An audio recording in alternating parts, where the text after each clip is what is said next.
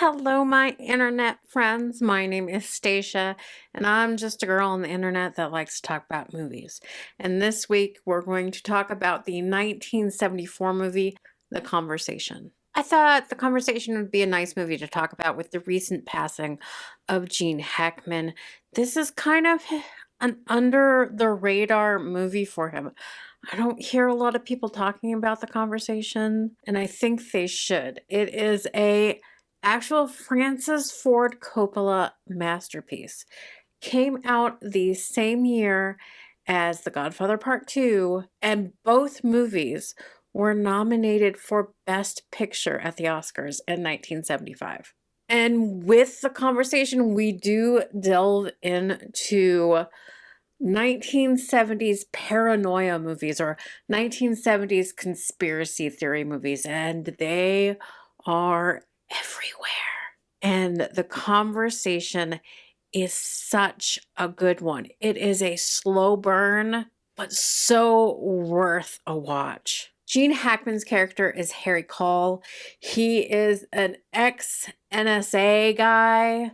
He is adept in, let's say, listening to other people's conversations, recording people. And he's kind of like a spy for hire or an audio tech for hire. And he is hired for a job, and he unwittingly records a conversation that gets somebody murdered. And his life just devolves into this kind of paranoid, always thinking somebody's listening to him existence. It is just masterfully played also. Don't look for any big things happening. There's no explosions. There's no real big action scenes. Like I said, it is a slow burn, but worth the burn. So besides Gene Hackman in this movie, you have John Cazale. He plays Harry's partner, Stan. You have Alan Garfield. You have Frederic Forrest. You also have Cindy Williams in this movie from Laverne and Shirley. Teri Garr is in this movie, and it is also one of Harrison Ford's Francis Ford Coppola movies that he did. This is an original screenplay by Francis Ford Coppola. This is probably his most original film. I mean, if you watch the movie and if you've seen the 1966 movie Blow Up, you'll see some similarities between it, but this is lightly inspired by that movie, but it's obviously an original film. It's not the exact same story. Both excellent movies that you should watch, but it stands on its own. And like I said, probably Francis Ford Coppola's most original work. The sound design in this movie is a masterclass. It should really be studied. It did win the Palme d'Or Award at the Cannes Film Festival, which is basically the festival's best picture. Although I think that year it was called, the award was called Grand Prix du Festival. And I'm sorry for that pronunciation. It's interesting at that day and age, all with the sound recording equipment. It came out after the Watergate scandal broke and all of the recording equipment used in that. And it's the same type of recording equipment that they use in the movie that Nixon used to record everything that went on in the White House. And that is actually, this movie focuses on that as a coincidence. It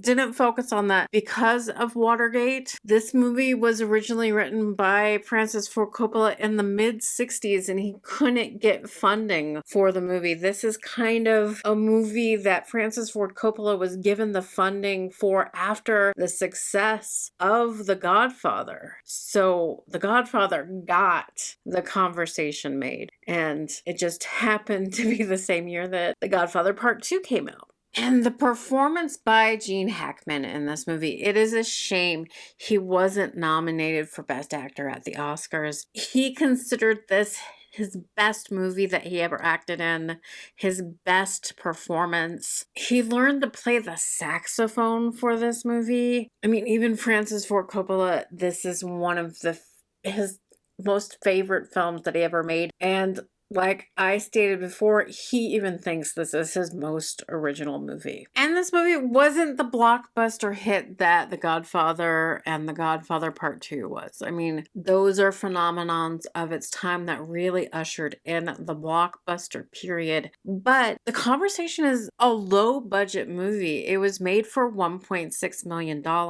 and it did make just under $5 million at the box office. So for a low budget movie that basically was given the funding by Paramount as a trade-off for the two big hit movies that Francis Ford Coppola gave them, they came out pretty well in the long run for that. So besides being funded and produced by Paramount Pictures, it was also produced by the Directors Company, which is a film production company that was started by Francis Ford Coppola, William Friedkin, and Peter Bogdanovich. And they produced movies in association with Paramount Pictures. And their agreement was the directors could make any films they wanted. They just had to keep the budget under $3 million. And not surprising, The Conversation was a critical hit also. Roger Ebert gave it 4 out of 4 stars. This is before he did his thumbs up and thumbs down with Gene Siskel. Gene Hackman's character, one of the most affecting and tragic characters in the movie. He put it on his great movies list in 2001. Conversation is also inducted into the National Film Registry. That happened in 1995. And with all this critical acclaim and praise, I'm just surprised that it's not better remembered today. And, you know, as soon as 2020, New York Magazine listed The Conversation among the best movies that lost the Best Picture at the Oscars. To remind you of what it went up against at the Oscars, it went up against, of course, The Godfather Part 2. It went up against Chinatown. It went up against Lenny, Bob Fosse's masterpiece, and it went up against The Towering Inferno. 1974 was a the 70s was such a great decade in movies. The critical consensus of the movie, The Conversation, is that it's a tense, paranoid thriller that is one of Francis Ford Coppola's finest movies. It makes some remarkably advanced arguments for its time about the role of technology in society that really make it relevant in today's world. Even though the technology has changed leaps and bounds, the message is the same. And I would be remiss not to mention The Conversation's connection to the movie Enemy of the State, which is a 90s version of your paranoid conspiracy theory movies. And Gene Hackman is also in that movie. And although his character is not Harry Cole, his character is Edward Lyle. If you watch The Conversation and then the movie Enemy of the State, tell me if you don't think those are the same two people. They went as far as, you know,